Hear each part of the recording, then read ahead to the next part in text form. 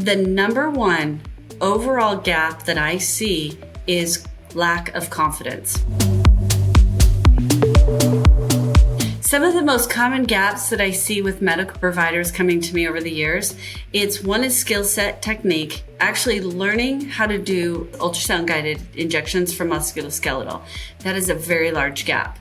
And that is something that I do work on and I teach and I have for many years. Not knowing enough about the product itself and how do I answer patient questions?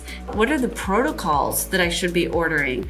A provider, when they're learning something new, whether it's a skill set, an ultrasound-guided injection, it's a new product, it is a regenerative type product, whether it's allogeneic or it's an autologous type treatment, those gaps are quite large gaps. And so having the training and having ongoing mentorship is key to fulfill that gap.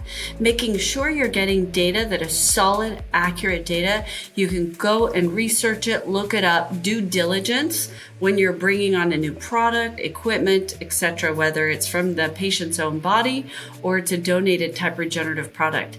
So the number one gap is confidence. That you get through training and you get through ongoing mentorship and being linked to experts. Feel free to share this video.